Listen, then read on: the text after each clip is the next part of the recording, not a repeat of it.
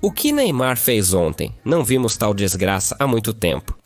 Richard abriu a segunda filial em Asheville. Carlo Ancelotti está deixando o Real Madrid. Outro tumulto massivo no futebol. Os jogadores estão ameaçados com penas de prisão. Barcelona quer contratar o melhor defensor do mundo, enquanto o Manchester City sonha em substituir Kevin De Bruyne por Jude Bellingham. Falaremos sobre isso e muito mais hoje. Amigos, esta é a dose de futebol e as 10 notícias mais quentes até o momento, amigos. As condições permanecem as mesmas, 5.000 polegares para cima hoje, novo vídeo amanhã. Bem, eu desejo a vocês um bom apetite e uma boa visualização. Na Inglaterra, Jude Bellingham está novamente em pauta devido a uma possível transferência para o Manchester City. Pep Guardiola vê nele uma substituição ideal para Kevin De Bruyne, cujo contrato expira neste verão. Bellingham tem jogado menos devido a lesões e rumores sobre uma possível transferência para a Arábia Saudita aumentam. Segundo a mídia espanhola, os atuais campeões da Premier League não perdem a esperança de manter Bellingham no Etihad, embora pouco mais de um ano atrás ele preferisse os Galácticos do Real Madrid. Eles foram um dos que aspiravam a assinar a estrela brilhante do Borussia Dortmund, mas naquela época, o meio-campista claramente optou pela mudança para o Santiago Bernabéu. Na internet, a ausência de De Bruyne é vista como um forte argumento a favor da transferência. No entanto, sejamos honestos, isso parece mais um sonho do que um cenário realista. Bellingham se adaptou bem em Madrid e já na primeira temporada conquistou 2 grandes troféus, La Liga e a Liga dos Campeões. Ele não apenas se encaixou bem no esquema de Ancelotti, mas virou peça-chave. O principal artilheiro da equipe é um dos favoritos à Bola de Ouro.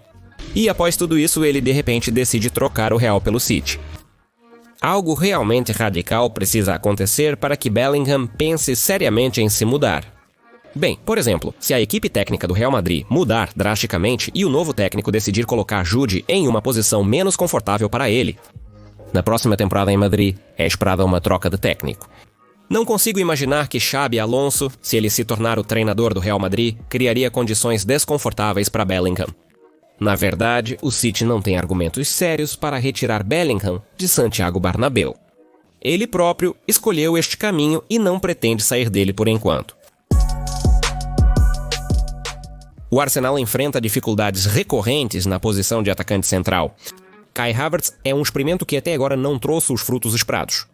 Gabriel Jesus nem sempre inspira confiança, para dizer o mínimo, sobre a situação com o brasileiro. Não é surpresa que Mikel Arteta busque opções para fortalecer o time. O Arsenal decidiu jogar em 2 frentes. Os londrinos estão de olho em 2 jogadores de futebol, o meio-campista Jacob Ramsey, do Aston Villa, e o atacante Victor Ducourechou, do Sporting. Ramsey é bastante claro. O jovem inglês está se destacando em Birmingham, com seu estilo de jogo rápido, nítido e com bom drible, se adequando perfeitamente à filosofia de Arteta. O Arsenal quer adicionar mais criatividade ao meio-campo e Ramsey parece ser o candidato perfeito para isso. O problema é que seu contrato é válido até 2027 e o Aston Villa avalia seu jogador em 50 milhões de euros. A concorrência também é um problema. Tottenham e Newcastle United já observam o jogador, mas Victor de Crèche é o principal alvo da transferência, segundo a mídia. O avançado do Sporting continua a fazer o seu trabalho no campeonato português, mesmo sem Rubem Amorim.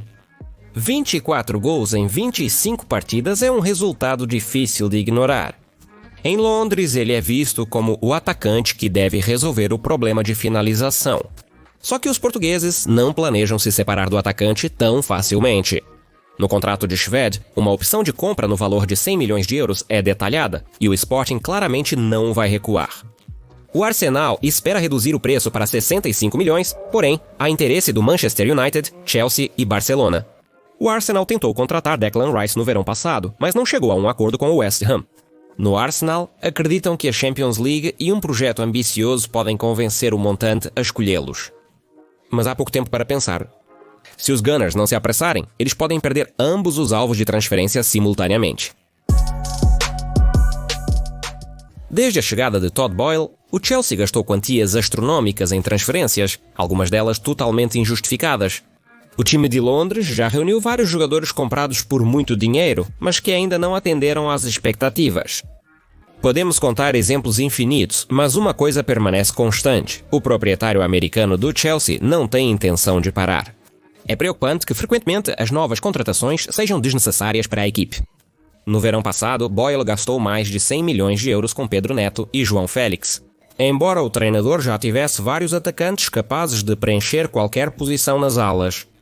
O Chelsea possui um elenco completo, o que permite ao treinador rodar constantemente os jogadores, mantendo a frescura e a concentração ao longo de toda a temporada. No entanto, isso não parece ser o bastante. A mais recente notícia de transferência do Chelsea novamente gera choque e descrença. De acordo com o portal, os londrinos estão mirando outro ponta, Luís Dias, do Liverpool. Planejam comprá-lo no verão e torná-lo um dos jogadores mais bem pagos do clube. Mas mesmo que se suponha que Dias se mude para Londres e vença a concorrência, o que será feito com os outros?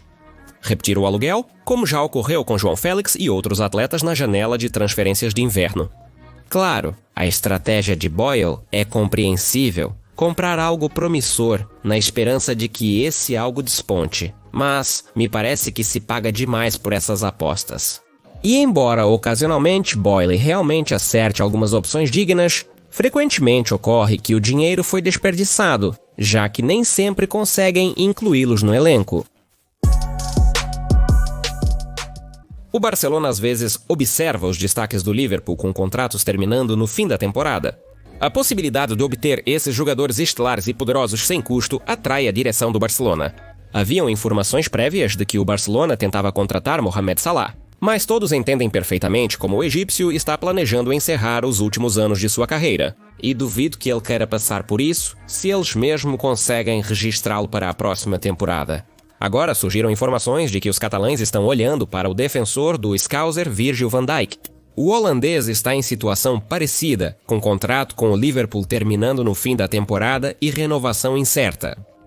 Não tenho ideia do que o futuro trará. Aquele que diz que sabe alguma coisa, na verdade não sabe nada, recentemente declarou Van Dijk. Mas, por alguma razão, parece que o holandês também quer assinar um contrato gordo no final. Barcelona pode oferecer boas condições para ele. Mas, como observa a fonte, para a transferência de Van Dijk, ela terá que se separar de Ronald Araújo, que tem uma 60 milhões de euros em seu novo contrato. Mas há algum sentido nisso? Do ponto de vista de um jogador, a assinatura de Van Dijk será útil para qualquer grande europeu, pois ele é simplesmente o melhor zagueiro central do mundo.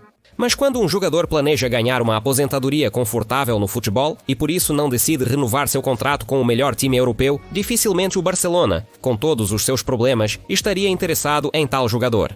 E faz sentido para os catalães assinar com Van Dijk quando terão que fazer sérios sacrifícios para sua transferência? Embora os caminhos do futebol sejam imprevisíveis, tal transferência dificilmente poderia ser chamada de real.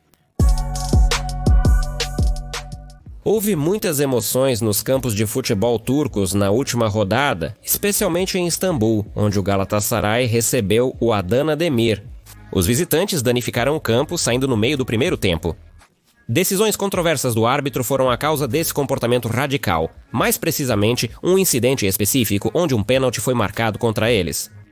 Os escândalos de arbitragem na Turquia não são novidade. Muitos acreditam que o Galatasaray está recebendo auxílio explícito. No jogo contra o Adana Demirspor, a situação se repetiu. Dries Mertens fez um impacto eficaz na perna do adversário na área de penalidade e o árbitro imediatamente apontou para o ponto de penalidade sem hesitação. Alvaro Morata, recém-chegado ao Galatasaray, converteu o pênalti, mas isso foi apenas o começo. Os visitantes, no limite, se revoltaram após uma falta dura ignorada pelo árbitro em um de seus jogadores. Em vez de penalizar o infrator, o árbitro deu um cartão amarelo ao chateado jogador do Adana Demirspor. Então, os jogadores e a comissão técnica decidiram deixar o campo como sinal de protesto. A partida foi interrompida e agora a Federação Turca de Futebol decidirá o seu destino. Na vizinha Grécia, um escândalo não menos ruidoso aconteceu. Jogadores e a comissão técnica do PAOK deixaram os estádios após a partida com o AEK. No estacionamento, torcedores do rival se aproximaram deles e começaram a provocar, mostrando a camisa de seu time à la década de 60. Naquela época, o AEK se tornou campeão da Grécia, algo que os fãs do PAOK não aceitavam. Aquele título é chamado de roubado. Em vez de ignorar os torcedores, os jogadores partiram para cima deles. O que se seguiu foi uma briga total, completa bagunça. Os funcionários das autoridades de aplicação da lei tiveram que intervir de maneira extrema. Os jogadores receberam suspensões de 10 dias. O treinador foi afastado por 1 mês e meio. Tudo saiu dos limites do esporte. Processos criminais foram abertos contra alguns jogadores, incluindo, por exemplo, o defensor russo Magomet Azdoev. Pela participação naquela briga, o jogador pode ser preso. Ele afirma que não agrediu ninguém e não é culpado. Em suma, lembra a história de 95 anos, quando Cantana acertou um fã com o pé. Ele foi condenado a 2 semanas de prisão, posteriormente substituídas por trabalhos comunitários. Vamos ver o que vai acontecer com Azdoev e os outros. Carlo Ancelotti não está tendo um ano fácil. Além da crise e da longa busca por equilíbrio, dos escândalos judiciais e da total ignorância às solicitações de transferência por parte da administração, o treinador também se deparou com a insatisfação dos jogadores do grupo de ataque. Recentemente, Vinícius demonstrou abertamente sua insatisfação para os espectadores durante uma partida e depois deixou o campo sem aplausos dos torcedores. Ao contrário dos outros, Ancelotti apoiou Modric e Vinícius provavelmente não gostou. Em uma partida contra o Atlético, Papacarlo ameaçou substituir os atacantes se não continuassem jogando em conjunto. Vini ficou irritado por ser movido para o centro do campo. Ancelotti tem motivos para considerar uma dispensa. Além disso, o italiano já sabe que deixará o Real Madrid após esta temporada. O respeitado jornalista do Real, Ramon Álvarez Demon, falou sobre isso. Florentino Pérez está confiante em assinar com Xabi Alonso, já que o jogador rejeitou propostas do Liverpool e da Baviera. Ancelotti ainda não decidiu o que fará a seguir. De acordo com os dados, o treinador é chamado para a Arábia Saudita, onde estão prontos para oferecer a ele 20 milhões de euros por ano, quase o dobro do que ele recebe em Madrid. Os cheques estão empenhados em aumentar consideravelmente a popularidade do futebol saudita até a Copa do Mundo de 2034. O convite para Ancelotti é visto como um passo importante, mas não é a única opção para o treinador. A mesma fonte escreve que a seleção brasileira ainda não desistiu da ideia de contratar Carlo Papu. A Confederação Brasileira de Futebol contatou o entourage do treinador após a Supercopa da Espanha, oferecendo ao italiano a chance de trabalhar na seleção até o final. Copa do Mundo de 2026, Ancelotti é considerado o melhor candidato. O treinador tem até maio para decidir, é o prazo final. Futebol Ancelotti e suas habilidades são perfeitas para a seleção. O papai Carlo tem dinheiro suficiente. Primeiro, ele escolherá um novo projeto com base em suas preferências pessoais.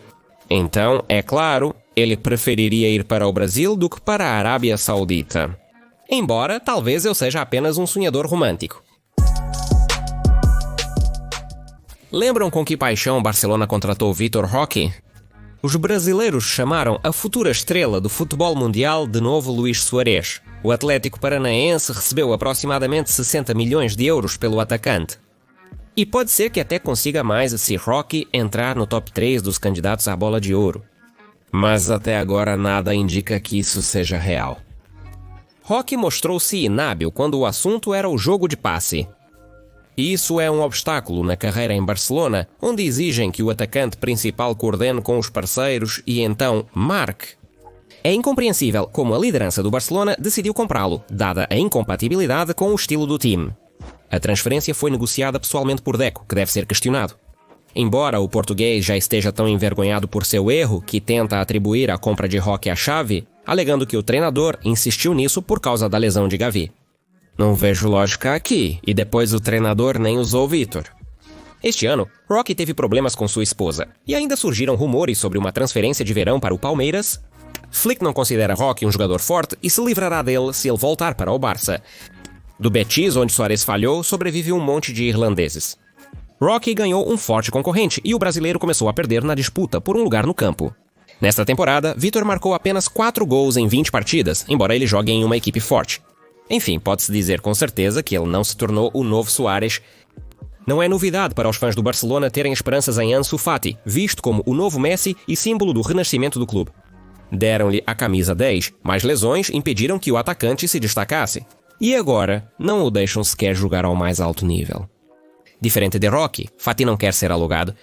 O jornalista Luís Miguel Sanz disse que o Barça ofereceu ao espanhol todas as condições possíveis para alugar no inverno, mas Ansu recusou. O clube não entende por que o jogador não quer sair, apesar de não ter tempo de jogo. Blaugrana está trabalhando com o agente Jorge Mendes para convencer Ansu, mas até agora o especialista português não conseguiu. Fati recebeu uma proposta do Besiktas, mas nem a considera. Embora a janela ainda esteja aberta na Turquia, essa é a última chance de sair para a prática. Bem, por enquanto Fati fica depois das aulas para treinamento adicional de golpes. Por ele, Robert Lewandowski também fica para ajudar o jovem parceiro. Não sei se vale a pena elogiar Ansu por tanta fé em seu futuro catalão, mas Levi com certeza merece respeito. Marcus Rashford foi para Aston Villa para reiniciar sua carreira e garantir sua transferência para o Barcelona. Jadon Sancho aprovou a transferência de Rashford. Sancho comentou uma foto de seu parceiro, escrevendo liberdade. Como se Rashford estivesse em perigo apenas por causa do malvado Amari, que por alguma razão decidiu arruinar a carreira de um jogador de primeira classe. Sancho viu um reflexo de sua situação em suas relações com Thiago. E não em vão, Jade ainda não chegou às conclusões corretas. No jogo contra Tottenham, Rashford estreou para o Villa. Os birminghamianos acolheram Marcus efusivamente, apoiando-o com aplausos. Quando o inglês tocou na bola, Marcus não se saiu mal em seus 25 minutos. Mais tarde, Fabrizio Romano contou que Rashford ganhou a confiança de Unai Emery, que está muito satisfeito com sua boa atitude para o trabalho e seus treinos. Agora, ele precisa de tempo para recuperar sua melhor forma, mas até então a mudança tem sido positiva. Emery tem conversado muito com Marcus e tem uma opinião positiva dele. Ademais, o treinador ficou impressionado quando Rashford treinou sozinho num dia de folga. E o treinador ficou com a impressão de que Marcus ainda está faminto e vai lutar por um lugar no início. Espero que o Winger não se limite apenas ao primeiro mês de Vili, mas continue mesmo em Barresi, claro, se seus sonhos se realizarem. Já sabemos o que um talento assim pode fazer com a dedicação necessária, basta recordar a última temporada. Mas agora, Rashford tem pelo menos um inimigo em Aston Villa. Segundo a publicação, Daniel Malin ficou extremamente chateado porque Villa não o incluiu na lista para a Liga dos Campeões. Os Leões preferiram declarar Marcus Rashford, Marco Asensio e Axel Disasi. Marcus é um concorrente direto de Malin pela posição. É irônico que Malin tenha saído de Barus por causa do sucesso na LC e só considerou clubes da Eurocup. E aqui está uma jogada de Emery. Neymar nunca revelou todo o seu potencial, mas mesmo assim, por muito tempo, foi um dos 3 jogadores de futebol mais populares do mundo nas redes sociais. Não é apenas sobre um estilo de vida ativo, amor por festas, paixão pelo pôquer e estar rodeado de belas mulheres. Neymar se tornou uma estrela das redes sociais no início delas. Vídeos com suas jogadas impressionantes eram compartilhados de telefone para telefone via Bluetooth e infravermelho. Mesmo com a transferência para a La Liga, Neymar continuou brilhando nos jogos e treinos do Barcelona. Recentemente, a carreira do atacante tem declinado, sendo mais conhecido nas redes sociais por escândalos e lesões do que por seus destaques. Mas de volta ao Santos, o brasileiro decidiu nos mostrar o antigo e bom Neymar.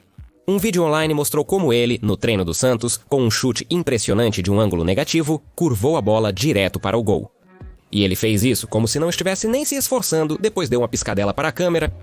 Fácil, ele disse. Contudo, talento e técnica por si só não são suficientes para brilhar nos jogos. Neymar jogou sua segunda partida pelo Santos, apareceu em campo nos primeiros minutos pela primeira vez desde seu retorno e não mostrou muita coisa contra Novo Horizontino.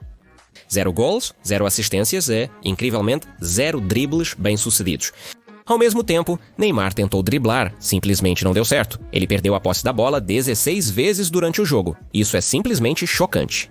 Apesar de não estar jogando bem, ele continuou avançando e apoiando o time. Por isso, foi duramente criticado pela mídia brasileira. E mais do que merecidamente.